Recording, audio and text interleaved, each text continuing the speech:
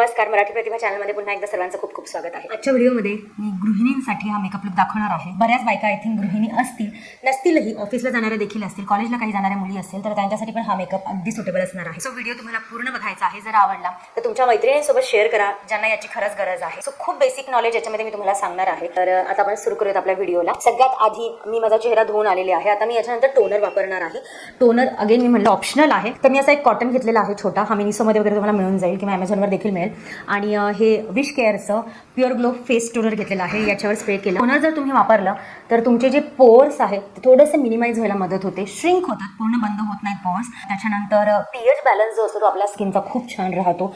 आणि ऑफकोर्स आपण चेहऱ्यावर बऱ्याच गोष्टी लावणार आहोत, तर पीएच बॅलन्स मेंटेन ठेवणं खूप गरजेचं आहे. आणि त्याच्यासाठी टोनर मला असं वाटतं की वापरा. स्पेशली ज्यांना पिंपल्स ॲक्नेचा त्रास आहे त्यांनी तर जरूर टोनर वापरावं. म्हणजे मी हायली रिकमेंड करते. ज्यांची स्किन खूप ऑइली आहे त्यांनी देखील टोनर वापरा. ड्राय स्किन असले तर तुम्ही सिंपल एक रोज वॉटर वापरा. माझी स्किन जी आहे ती उन्हाळ्यामध्ये एकदम नॉर्मल बिहेव करते, पावसाळ्यामध्ये पिंपल्स पण यायला लागतात. तसं मी प्रिफर करते की उन्हाळा आणि पावसाळ्यामध्ये मी टोनर वापरते आणि हिवाळ्यामध्ये मग रोज वॉटर वगैरे वापरते. कधी कधी खूप हेक्टिक असेल, खूप घाई असेल तर ही स्टेप मी स्किप देखील करते. पण बेटर आहे, मला असं वाटतं टोनर वापरण्याचे खूप सारे फायदे आहेत. आणि हे जर तुम्ही रेग्युलरली वापरलं ना तर तुम्हाला ॲक्ने पिंपल्स खरंच येणार नाही. आता तुम्ही बघू शकताय टोनर माझं वापरून झालेलं आहे. त्याच्या आधी मी थोडेसे लिप्स माझे हायड्रेट करून घेते. कोणताही लिप बाम लावा किंवा वॅसलिन लावा. जनरली मी हे लावते. हे थोडं टिंटेड आहे, सो आज मी हे लावते. हा शुगर पॉपचा लिप बाम आहे, हा मी लावून घेते. आता नेक्स्टची माझी स्टेप आहे ती आहे मॉइश्चरायझरची. तर ही स्टेप इतकी इम्पॉर्टंट आहे. कोणताही तुमचा स्किन टाईप असू द्यात, मॉइश्चरायझर कधी स्किप करू नका. सो मी चेहऱ्याला जे टोनर लावलेत आता थोडंफार सुखत आलेलं आहे. जर तुमची स्किन ड्राय असेल तर जेव्हा टोनर तुम्ही लावता त्याच्यानंतर लगेचच तुम्हाला एक छान मॉइश्चरायझर घ्यायचं आहे आणि ते अप्लाय करून घ्यायचं आहे. म्हणजे थोडासा ओला वाजतो स्किनमध्ये तेव्हाच मॉइश्चरायझर अप्लाय करा. त्याच्याने तुमची जी स्किन आहे ती खूप छान हायड्रेट होईल. आणि जर तुमची स्किन ऑइली आणि कॉम्बिनेशन आहे तर एक वॉटर बेस किंवा जेल बेस मॉइश्चरायझर वापरा. पॉन्ड्सचं तुम्हाला सर्वांनाच माहिती, मी सुपर लाईट जेल पण वापरते. आज मी सेटाफिलचं हे मॉइश्चरायझर घेतलेलं आहे आणि आता छानपैकी पूर्ण चेहऱ्याला गळ्याला लावून घेत आहे. आणि जेव्हा आपली स्किन मॉइश्चराइज राहील तेव्हा ती छान प्लम दिसायला लागेल, ग्लो दिसेल चेहऱ्यावर. त्याच्यामुळे मला असं वाटतं की मॉइश्चरायझर तुम्ही कधी स्किप करू नका. तुम्हाला खूप पिंपल्स येत असेल तर मी सांगितलं तुम्हाला वॉटर बेस जे काही वॉटर बेस किंवा जेल बेस जे मॉइश्चरायझर असतात ते वापरा. ॲक्वालॉजिकाचे आहेत, पॉन्ड्सचं जेल बेस आहे, त्याच्यानंतर पॅकचं पण एक जेल बेस मॉइश्चरायझर येतं ते वापरा. मॉइश्चरायझर झाल्यानंतर आपल्याला लावायची आहे सनस्क्रीन. तर सनस्क्रीन तुम्हाला अगेन माहिती आहे, जास्त सांगायला नकोच सनस्क्रीनबद्दल की किती इम्पॉर्टंट आहे. तुम्हाला जर कायमचं तुमचं टॅन कमी करायचं असेल, त्याच्यानंतर डार्क स्पॉट्स वगैरे नको असतील तर डेफिनेटली सनस्क्रीन वापरा. मॉइश्चरायझर लावल्यानंतरच माझी स्किन तुम्ही बघू शकता एकदम छान असा ग्लो दिसायला लागलेला आहे चेहऱ्यावर. सेटाफिलचं लोशन वापरलेलं आहे मी. आता सनस्क्रीनसाठी मी ही पिलग्रीमची सनस्क्रीन वापरत आहे. सो ही सनस्क्रीन आता मी लावून घेत आहे कारण हा जो मेकअप आहे माझा दिवसभर राहणार आहे आणि सनस्क्रीन मला गरजेची आहे. सो सनस्क्रीन अजिबात आपल्याला स्किप करायची नाही आहे. गळ्याला पण लावा, कानाला पण लावा आणि राहिलेली हाताला पण लावा. इनफॅक्ट हाताला तुम्ही थोडी आणखीन एक्स्ट्रा घेऊन लावली तरी चांगलंच आहे. सो सनस्क्रीनला तुम्हाला जास्त चोळायची गरज नाही आहे. फक्त एकदा हात फिरवून द्या, पूर्ण ॲब्सॉर्ब होत राहील. आणि आता याला छान ॲब्सॉर्ब होऊन देते. मी आता 1 मिनटं वेट करणार आहे कारण इमिजिएटली जर तुम्ही प्रोडक्ट्स लावले चेहऱ्यावर तर पील करतात कधी कधी आणि त्याचा इतका फायदा तुम्हाला होणार नाही. बॅकग्राऊंडमध्ये आवाज येत असेल तर सॉरी, समोर काम सुरू आहे त्याच्यामुळे थोडासा आवाज तुम्हाला येणारच आहे. नेक्स्ट मी बोलणार आहे की तुम्ही रोजच्या रोज काय लावू शकता चेहऱ्याला. तर BBCC क्रीम हे तर मी तुम्हाला नेहमीच सांगते. जर तुम्हाला म्हणजे गृहिणींसाठी हा जर मेकअप आहे तर BBCC क्रीम बेस्ट आहे मला असं वाटतं. तुम्ही पॉन्ड्सची BB क्रीम वापरा, जी मी नेहमी वापरते. ही पॉन्ड्सची BB क्रीम, याच्यामध्ये शेड्स येतात, नॅचरल आहे, लाईट आहे. आणि त्याच्यानंतर लॅक्मे CC क्रीम ही पण मला खूप आवडते. तर याच्यामध्ये ब्रॉन्झ शेड आहे, हनी शेड आहे, लाईट आय थिंक शेड आहे. तर याच्यातला जो शेड तुम्हाला मॅच होतो तो घेऊ शकता. थर्ड मी तुम्हाला ऑप्शन देते फेसेस कॅनडाची ही पीचेस अँड क्रीमवालं टेंटेड मॉइश्चरायझर आहे. तर आता मॉइश्चरायझर लावायच्या ऐवजी जर तुम्ही हे लावलं तरी चांगलं. मॉइश्चरायझिंग करण्यासोबतच याच्यामध्ये फाउंडेशनचा एक टिंट आहे. आणखीन एक ऑप्शन आहे तो म्हणजे कन्सिलर. सो हे शुगरचं कन्सिलर आहे. कन्सिलर अशा शेडमध्ये घ्या जो एक्झॅक्टली तुमच्या स्किन टोनला मॅच करेल. आता हे जे कन्सिलर आहे आय थिंक चोको चिनो याचा शेड आहे नंबर 30. एकदम बेस्ट मॅच आहे माझ्यासाठी.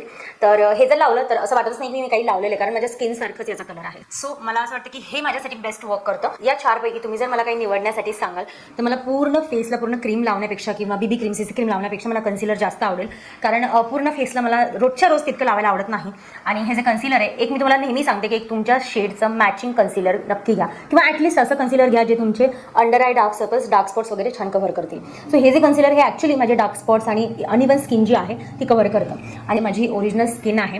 पंखा मी बंद केला सो थोडासा घाम येतो फक्त, दॅट्स इट. तुम्हाला किती जरी वाटलं तरी हे सगळे स्पॉट्स वगैरे इतके लपत नाहीत, कारण आपण ऑफकोर्स ब्रायडल मेकअप तर करत नाही आहोत की आपल्याला पूर्ण लपवायचे. आपण नॅचरल मेकअप करतोय आणि नॅचरल मी जेव्हा पण मेकअप करते कोणताही, तर डेफिनेटली त्याच्यामध्ये सर्व तुमच्या गोष्टी इतक्या लपणार नाहीत आणि थोडं तरी टेक्स्चर असेल स्किनचं ते दिसेल. त्याच्यानंतर डार्क स्पॉट्स असतील ते थोडे तरी दिसतीलच ऑफकोर्स. इव्हन स्किन टोन दिसेल. सो आपला मोटोच हा आहे की आपल्याला इव्हन स्किन टोन दिसली पाहिजे. तर अंडर आय डार्क सर्कल्स याने माझे खूप छान पद्धतीने हाईड होतात. आता मी याला फक्त तुम्हाला फिंगरने ब्लेंड करून दाखवते किती फरक दिसतो.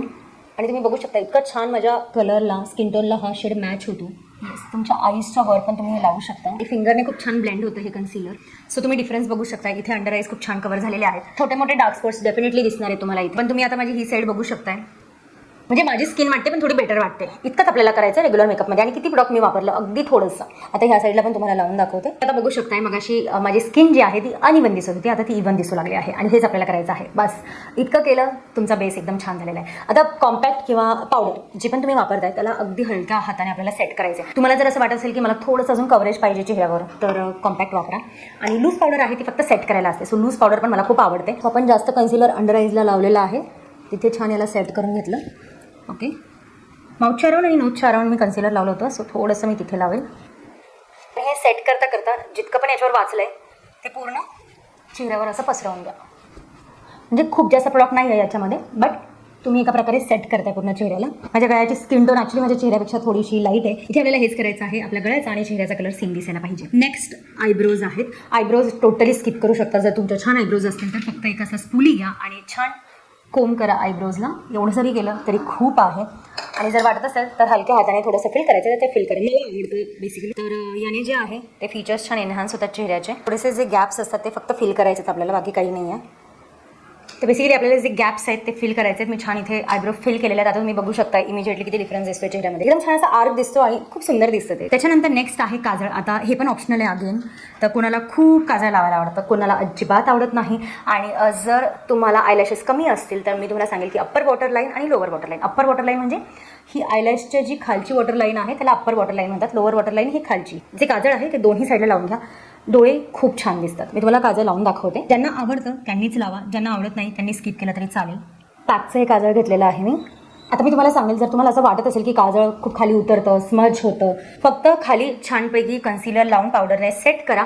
त्याच्यानंतर काजळ तुमचं खाली उतरणार नाही. आणि जर तुम्हाला असं वाटत असेल तर अप्पर वॉटर लाईनला फक्त काजळ लावून सोडा, ते थोडंसं ऑटोमॅटिक खालच्या लोअर वॉटर लाईनला लागून जातं. रोजच्या मेकअपसाठी मी ही ट्रिक सांगत आहे की काजळ लावून झालेला आहे, आयब्रो सेट आहेत. आता आयलॅशेस मस्करा लावायची गरज नाही आहे रोज रोज. मी डेफिनेटली सजेस्ट नाही करणार, मला स्वतःला रोज मस्करा लावायला आवडत नाही. आणि त्याच्याऐवजी जसं सांगितलं अप्पर वॉटर लाईनला काजळ लावा, खूप छान वाटतं. आणि आयलॅशेस कर्ल करून घ्या. सो कर्लिंग मला आवडतं. तुम्हाला हे पण ऑप्शनल आहे अगेन. जर तुमच्या नॅचरली लॅशेस छान कर्ली असतील तर खूप चांगली गोष्ट आहे.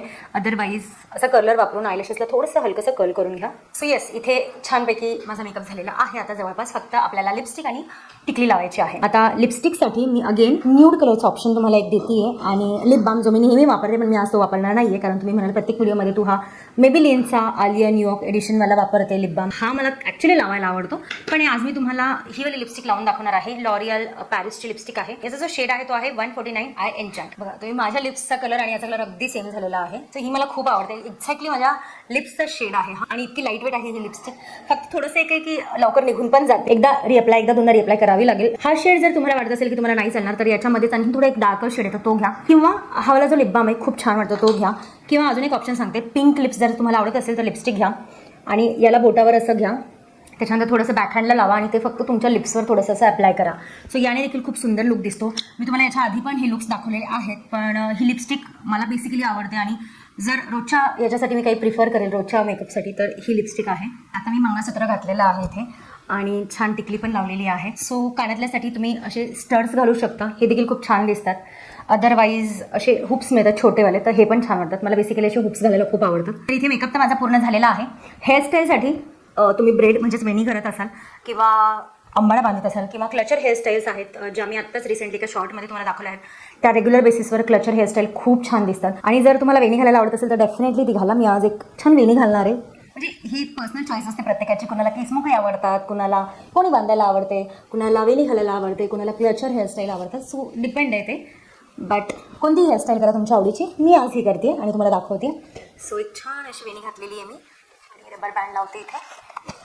सो तुम्ही बघू शकता हा गृहिणींसाठीचा मेकअप माझा पूर्ण झालेला आहे. हा एकदम नॅचरल लुक आहे, रिअलिस्टिक आहे.